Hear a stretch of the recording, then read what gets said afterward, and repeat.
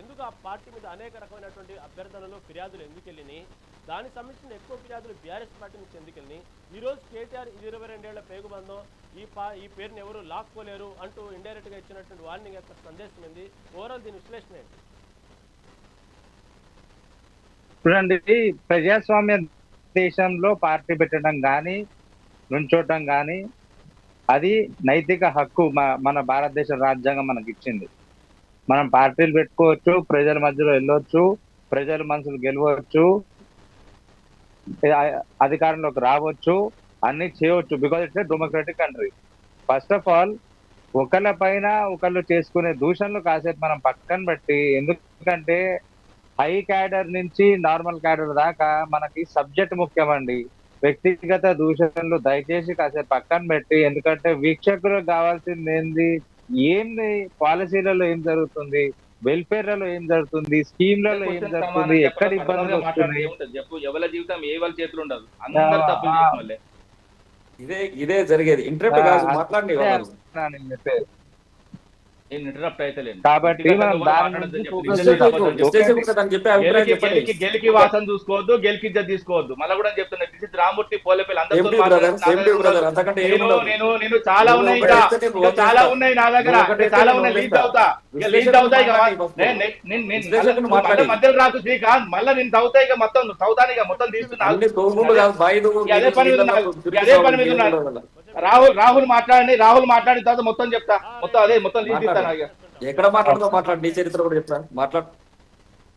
So నేను చెప్పదలుచుకుంది ఏంటంటే, ఇప్పుడు మనం ఏదైతే ఇప్పుడు కవిత గారు టిఆర్ఎస్ పార్టీ ఎందుకు పెట్టుకున్నారు, వాళ్ళ అడ్వైజరీ కమిటీతో ఏ నిర్ణయం తీసుకున్నారు, అది వాళ్ళ పార్టీ పెట్టడం జరిగింది.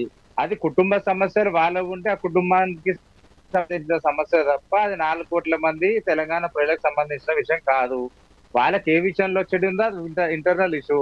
తాను బయటకు వస్తున్నారు, పార్టీ పెట్టినారు, తన ప్రయత్నం తాను చేస్తున్నారు.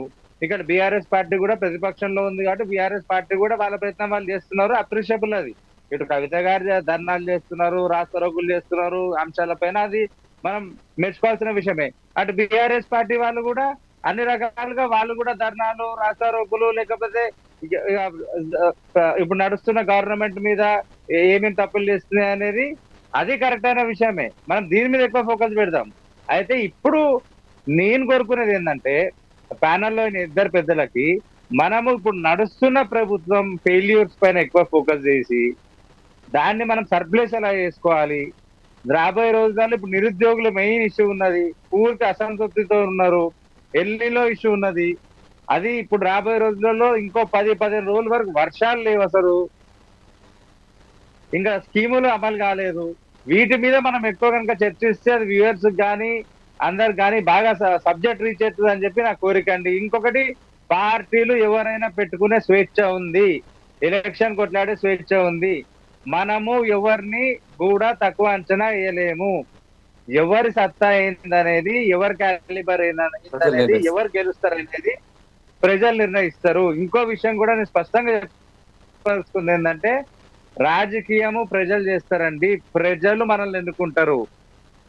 మనం పని చేయాల, ప్రజాప్రతినిధులను మనం ఎంత పని చేస్తామనే దాన్ని బట్టి వాళ్ళు మార్కులు వేసి మళ్ళీ మనల్ని గెలిపించాలా ఓడగొట్టాలా అనేది చూస్తారు. నేను దయచేసి మళ్ళీ అన్నలు ఇద్దరు కోరుకుంటున్నా, సామ్యరసంగా చర్చను ముందు సాగనిద్దాం. తప్పకుండా, థ్యాంక్ యూ. చిన్న విషయం, వాస్తవంగా ఇప్పటికిప్పుడు ఎన్నికలు జరిగితే 73 స్థానాలు పైగా వస్తాయి అంటూ కేటీఆర్ మనం చూసాం. అంటే బీఆర్ఎస్ పార్టీ అంత కాన్ఫిడెంట్ ఉంది. దాంతో